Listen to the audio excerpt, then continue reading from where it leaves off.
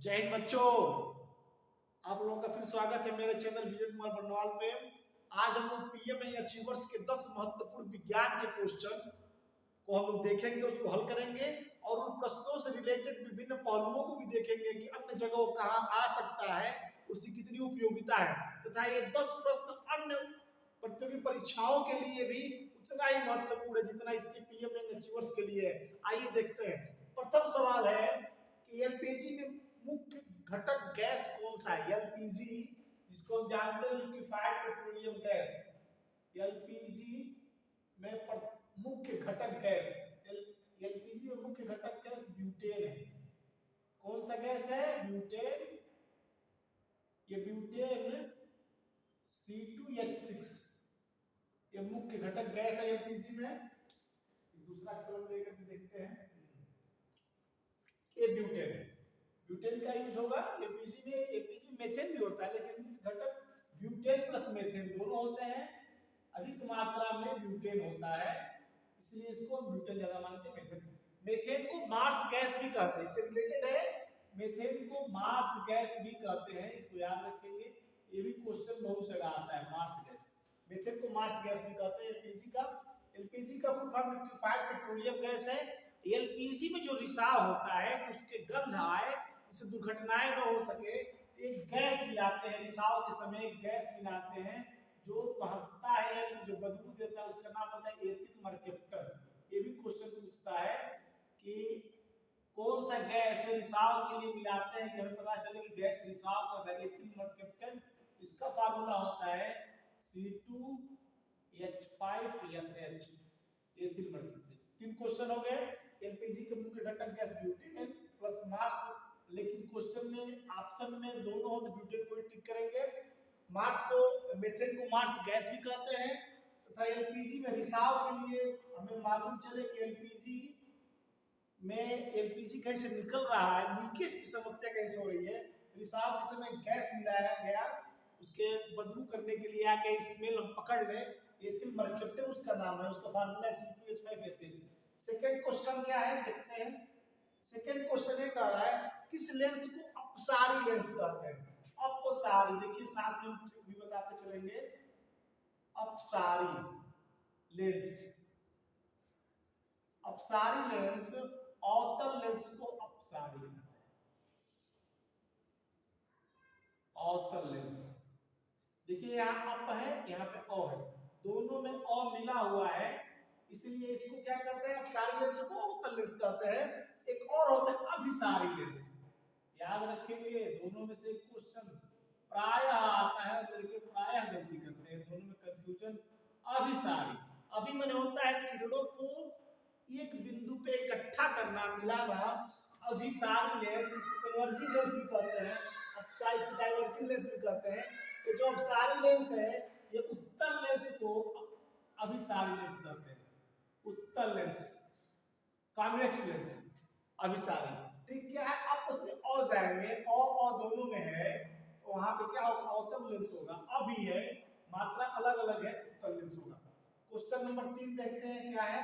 Question number 3 है आटा गूंथना कौन सा परिवर्तन। वेरी गुड क्वेश्चन, और प्रायः लोग गलती करते हैं इसमें। आटा गूंथना कौन सा परिवर्तन है? आटा गूंथना कौन सा परिवर्तन? Very important. आटा गूंथना कौन सा परिवर्तन? ध्यान दीजिए इस चीज को, भौतिक रासायनिक इस शब्द में पूछा जा रहा है। हम आटा को गूंथ करके रख दिए, अल्टीमेटली आटा आटा ही है, अतः फिजिकल चेंज होगा, भौतिक परिवर्तन होगा।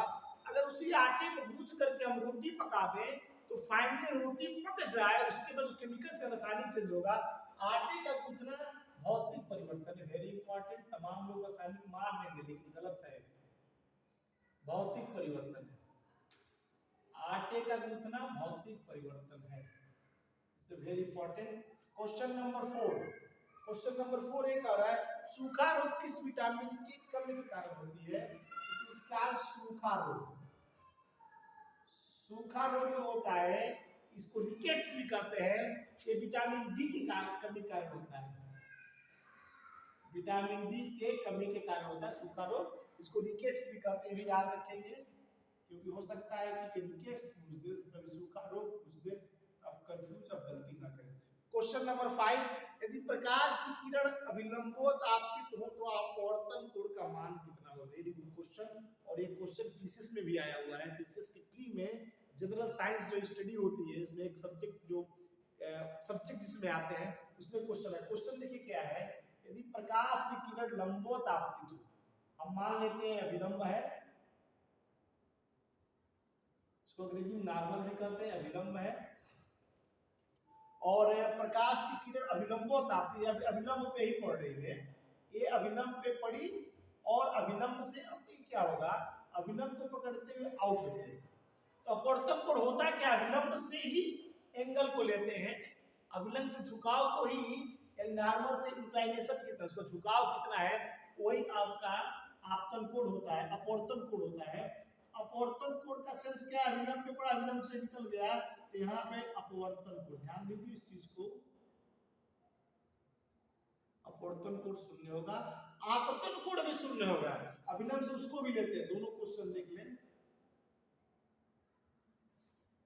Angle of incidence is equal to angle of refraction, आपतन और अपवर्तन दोनों को शून्य होगा, वेरी इंपॉर्टेंट। अभिलंबवत हो, अगर यही क्वेश्चन परावर्तन में हो कि प्रकाश किरण आ रही है और इसको हम दर्पण ले लें, अभिलंबवत आ रही है, तो आपतन और परावर्तन कोण कितना होगा, दोनों भी शून्य, इसमें भी होगा, इसमें अभिलंबवत पड़ेगी तो इसमें भी आपतन कोण एवं इसमें क्या होगा, परावर्तन, परावर्तन हो रहा है तो परावर्तन कोण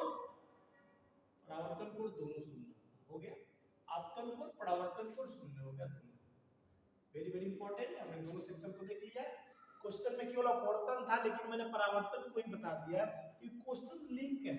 कभी कभी ये पूछ दे कि अभिलंब की तरफ गिर रही है, अभिलंब की तरफ आ रही है, तो अपवर्तन कोण कितना होगा, या अभिलंब पे ही गिर रही है तो परावर्तन कोण कितना होगा।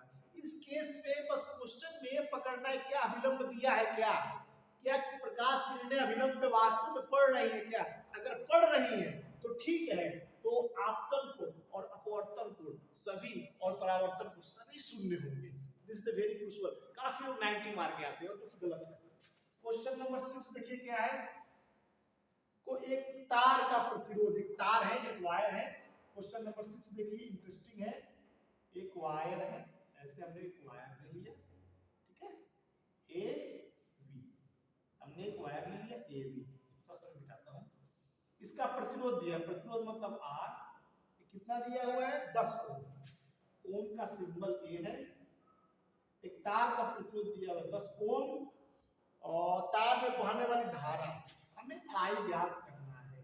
दूसरा चीज ये चीज दिया है कि तार के सिरों का विभवांतर कितना है, यानी कितने विभवांतर में बैटरी इसको जोड़े हैं, तार के सिरों का विभवांतर जो है वो कितना है, तार के सिरों का विभवांतर 2 वोल्ट है, 2 वोल्ट, यानी V इक्वल टू 2 वोल्ट। क्या क्या दिया हुआ है, हमें आर दिया हुआ है, V 2 वोल्ट जो आई पूछ रहा है, सिंपल, यहाँ पे देखिए 2 दिया, तो सबसे ओम के नियम से लगाएंगे इसको,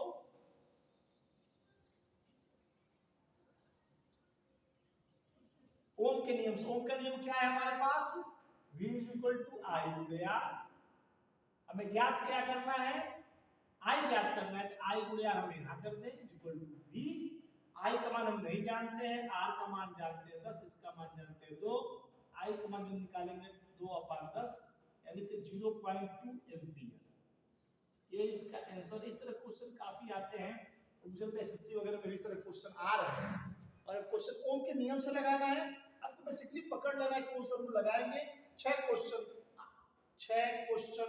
हाँ ठीक है, ये देखिए, हाँ ठीक है, 6 क्वेश्चन हो गए, 7वां क्वेश्चन देखते हैं, मिटाने के लिए देखिए, हाँ 6 क्वेश्चन हो गए, 7वां क्वेश्चन क्या होगा, देखिए उसको भी देख लेते हैं, इसके बाद समाप्त हो जाएगा।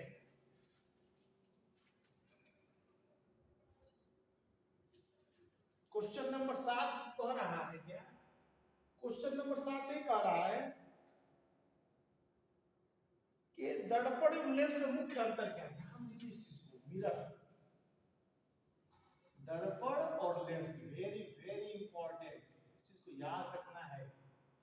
दर्पण एक अंतर मैं कहूं, केवल एक मुख्य अंतर कहूं मैं, दर्पण और लेंस में एक अंतर बताने के लिए कहूं मैं, आप बताएंगे क्या अंतर बताएंगे कि दर्पण में परावर्तन होता है, वेरी इंपॉर्टेंट, रिफ्लेक्शन, और लेंस में अपवर्तन। अब बाकी सारी चीजें इन दोनों के इर्द गिर्द आसपास घूमते हुए नजर आएंगी, लेकिन बेसिकली मुख्य अंतर यही है कि दर्पण में परावर्तन होता है, लेंस में अपवर्तन होता है। Question number 7 complete. Question number 8 क्या बोल रहा है देखते हैं। वेरी वेरी इंपॉर्टेंट, ये भी क्वेश्चन बहुत इंटरेस्टिंग है कि किस ताप पे सेल्सियस और फारेनहाइट पैमाने आपस में बराबर होते हैं, तो ताप -40 डिग्री है, ये याद रखेंगे। -40 डिग्री पे सेल्सियस और फारेनहाइट पैमाने आपस में बराबर होते हैं, तो बहुत इंपॉर्टेंट है, एक क्वेश्चन हर जगह आया हुआ है। किस ताप पे सेल्सियस और फारेनहाइट पैमाने बराबर होते हैं, -40। क्वेश्चन नंबर 9 देखते हैं। क्वेश्चन 9 कह रहा है सजीव और निर्जीव के बीच की कड़ी क्या है। क्वेश्चन ध्यान दीजिए, व्हाट इज द मतलब चेन, मतलब बीच की कड़ी को कहे between living and non living bodies. सजीव और निर्जीव के बीच की कड़ी क्या है, उसको याद रखने होगा। विषाणु, विषाणु माने वायरस। ये वायरस 3 इडियट वाला नहीं है, याद रखेंगे। ये वायरस होता है सजीव में जाएगा, जस्ट बिहेव लाइक लिविंग, सजीव की तरह व्यवहार करता है, और निर्जीव में रहेगा just behave like non living, निर्जीव की तरह व्यवहार करता है। अतः इसे कहते हैं कि ये सजीव निर्जीव के बीच की कड़ी। क्वेश्चन नंबर 10, क्वेश्चन नंबर 10 भी इंपॉर्टेंट है। देखिए क्वेश्चन नंबर 10 है कि दूर दृष्टि दोष में किस प्रकार का लेंस, दूर दृष्टि दोष में प्रतिबिंब कहां बनता है। वेरी वेरी इंपॉर्टेंट, प्रतिबिंब कहां,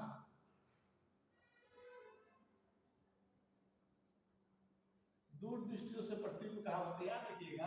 दूर दृष्टि दोष हमारा, अगर हम आंख का स्ट्रक्चर थोड़ा सा बनाए रखूंगी ही सही, आंख का स्ट्रक्चर हम बनाए, रेटिना यहाँ पे है हमारा, प्रकाश किरणें जा करके यहाँ से जा करके बाहर होती है। दूर दृष्टि दोष का नाम ही इसलिए पड़ा कि दूर दृष्टि दोष में प्रतिबिंब रेटिना के बाहर बनती है। इसका मतलब क्या है कि एग्जैक्ट रेटिना पे न बनकर रेटिना से बाहर बनती है, और उसको फिर हम रेटिना पे लेके आते हैं। इस दूर दृष्टि दोष में हम उत्तल लेंस यानी कॉन्वेक्स लेंस, उत्तल लेंस का प्रयोग करते हैं, प्रयोग करते हैं। उत्तल lens, convex lens, convex lens का प्रयोग करते हैं दूर दृष्टि दोष में, जो कि वेरी इंपॉर्टेंट है। 10 क्वेश्चन हो गए। निकट दृष्टि दोष में क्या होता है, रेटिना से पहले बनता है, उन किरणों को फैलाना रहता है। फैलाने के लिए किस लेंस का प्रयोग करते हैं, अवतल लेंस। ये दोनों कंसेप्ट हम समझ रहे हैं कि निकट दृष्टि दोष में क्या होता है, रेटिना से पहले, दूर दृष्टि दोष में रेटिना के बाद। तो रेटिना पे लाने के लिए किरणों को क्या करना है, एक बिंदु पे लाना है, यानी इकट्ठा करना है, तो उत्तल लेंस का प्रयोग करेंगे। उत्तल लेंस को हम क्या, अभिसारी लेंस कहते हैं, और रेटिना से पहले बनता है, तो किरणों को फैला कर रेटिना पे ले जाना है, अवतल लेंस का प्रयोग करते हैं, इसलिए अवतल लेंस को अपसारी लेंस कहते हैं। ठीक, ये 10 क्वेश्चन क्लियर हो गए, और मैं पूरी गारंटी के साथ कह सकता हूं इन 10 में से 4-5 क्वेश्चन आपको हर एग्जाम में मिलेंगे। ये क्वेश्चन वही क्वेश्चन है जो हर एग्जाम को छांट कर पीएम अचीवर्स हो चाहे एसएससी हो, यूपीपीसी छांट करके आपके सामने प्रस्तुत किया गया था। मुझे पूरी उम्मीद है क्वेश्चन काफी अच्छा आपको लगा होगा। मेरे प्रयास से, मेरे इन प्रश्नों से अगर 5-6 बच्चों का भी, 2-4 बच्चों का भी सिलेक्शन होता है, तो मेरा समझ, मेरा परिश्रम और मेरा पूरा मेहनत सार्थक है। किसी गरीब बच्चे के आंखों में खुशी की आंसू है, उसको देख करके मुझे सबसे संतुष्टि मिलेगी, मुझे सबसे अच्छा लगेगा। ठीक है, इसको स्टडी करिए, पढ़िए, कहीं कोई दिक्कत हो आप मेरे व्यक्तिगत WhatsApp number PM achievers group पे जुड़ जाइए, या मेरे व्यक्तिगत व्हाट्सएप नंबर पे आप मैसेज कर सकते हैं, सर ये नहीं समझ में आ रहा है, बिल्कुल उसका जवाब दिया जाएगा। जय हिंद, जय भारत।